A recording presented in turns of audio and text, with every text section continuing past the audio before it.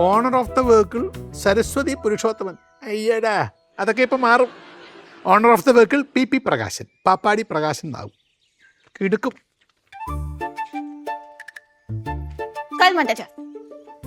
ഇതാണ് വാനരപ്പട എല്ലാരും കൂടി. അച്ഛാ, എനിക്ക് സീരിയസ് ആയിട്ട് അച്ഛൻ്റെ അടുത്ത് കുറെ കാര്യങ്ങൾ സംസാരിക്കാനുണ്ട്.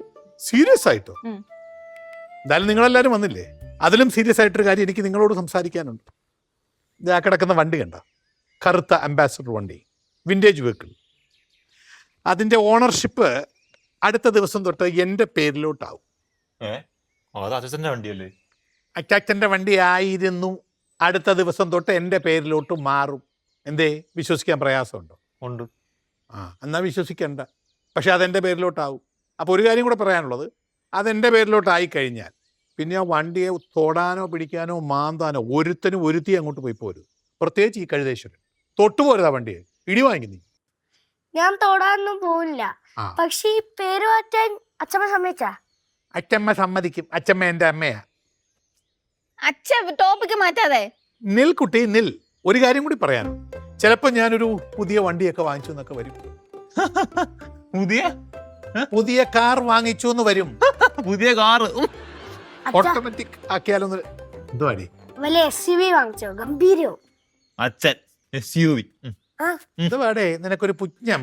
എനിക്ക് പുച്ഛൊന്നുമല്ല, SUV കണ്ടാ മതി. ഈ മുറ്റത്ത് SUV കാണുകയും ചെയ്യും, ഞങ്ങളെല്ലാരും കയറുകയും ചെയ്യും, നീ ഇങ്ങനെ അതിന്റെ പുറകെ നിൽക്കുകയും ചെയ്യും. നിന്നോളാം, സന്തോഷം. അച്ഛാ, അപ്പുണ്ണി ഉണ്ട് അച്ഛൻ്റെ കൂടെ, ഫുൾ സപ്പോർട്ട്. Very good. നീ എപ്പോഴും വണ്ടിയുടെ പുറത്ത് നിന്ന് ഇങ്ങനെ ടാറ്റ തരാൻ നിൽക്കണം. ഞങ്ങൾ പോകുമ്പോൾ അകത്ത് കയറരുതേ. ഞാനൊന്ന് പറഞ്ഞോട്ടെ. അയ്യോ, കുറെ നേരമായില്ലേ പാവം കുഞ്ഞും ബഹളം വെച്ചോണ്ടിരിക്കുന്നത്. എന്താ പറയൂ? അച്ഛാ, ഞാൻ എന്റെ അവകാശം ചോദിക്കാൻ വേണ്ടിട്ട് വന്നതാ. അവകാശം? എന്തുവാടേ ഇത്? ഇവക്ക് എന്തോ നട്ടപ്രാന്ത അച്ഛ. കുറെ നേരം എന്തൊക്കെയോ കണക്കൊക്കെ പിടിച്ചോണ്ട് നടക്കണേ. കണക്ക് പ്രകാരം അച്ഛൻ 4 മക്കളല്ലേ? ഈ സെക്കൻഡ് വരെ എനിക്ക് 4 മക്കളാ. ഈ 4 പേരില് അച്ഛൻ ഏറ്റവും കുറവായിട്ട് വിദ്യാഭ്യാസത്തിന് വേണ്ടി പൈസ ചെലവാക്കിയിരിക്കുന്നത് എനിക്കാണ്. എന്താണ് ഇപ്പൊ പ്രശ്നം? എന്താണ്? അതുകൊണ്ട് എന്താ പറയാ, കണക്കെല്ലാം കാൽക്കുലേറ്റ് ചെയ്ത് നോക്കുമ്പോഴത്തേക്കും അച്ഛൻ ബാക്കി പൈസ എനിക്ക് തരണം. നീ പഠിക്കാത്തതുകൊണ്ടായിരിക്കും നിനക്ക് പൈസ കുറച്ച് ചിലവാക്കിയത്. എന്തായാലും ആർക്ക് വേണ്ടിയും ഇനി അങ്ങോട്ട് ഒരു പൈസയും പഠിക്കാൻ ചെലവാക്കാൻ ഞങ്ങൾക്കൊരു ഒരു ആലോചന ഇല്ല. അച്ഛാ, എന്നാ വേറെ ആർക്കും കൊടുക്കണ്ട. എനിക്ക് പഠിക്കാനുള്ള എല്ലാം കാശ് എനിക്ക് തന്നേക്ക്. പക്ഷേ ഒരു ഗുണത്തിന് ഞാനൊരു ബിസിനസ് തുടങ്ങാം അച്ഛാ. അതോടെ നമുക്ക് ഉണ്ടാക്കാം. മൊട്ടേന്ന് വിരിഞ്ഞില്ല ബിസിനസ്. പിന്നെ ഞാൻ ഇപ്പോഴും മുട്ടേന്റെ ഉള്ളിലാണല്ലോ. ഇവിടെ സീരിയസ് ആയിട്ടൊരു കാര്യം ചർച്ച ചെയ്തുകൊണ്ടിരിക്കുക, നീ മിണ്ടായിരിക്കും. അപ്പോൾ നിനക്ക് വേണ്ടി പൈസ മുടക്കാത്തതിലുള്ള പ്രതിഷേധമാണ് നിന്റെ വിഷയം. അതെ, എനിക്ക് പൈസ ബാക്കി തരണം.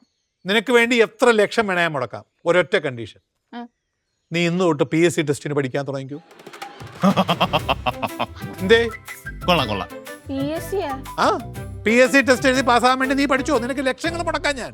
ഇനി എനിക്ക് വയ്യ പഠിക്കാൻ. അയ്യോ, എനിക്ക് വയ്യ. ഇത് കണക്കൊക്കെ മാറ്റി വെക്ക്. നല്ല രസമാടി, വാ നമുക്ക് ഒന്നിച്ച് പഠിക്കാടി. വാടി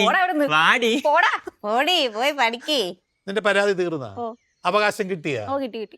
എന്നാ ഒരു പണി ചെയ്യും, ആൻഡ്രപ്പട എല്ലാം അങ്ങോട്ട് പോയി. എനിക്ക് വേറെ കുറച്ച് പരിപാടികൾ തീർക്കാനുണ്ട്.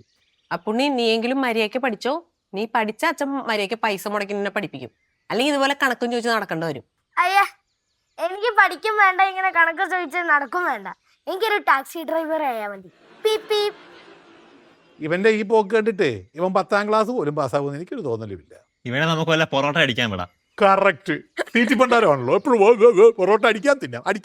പിന്നെ ഈ 10ാം ക്ലാസ് ഒക്കെ ഇപ്പൊ ഏത് കഴുതാൻ വേഗം ഇങ്ങനെ പാസ് പോകും. അത് പിന്നെ വേറൊരു കാര്യം. അതും സത്യം. ഹലോ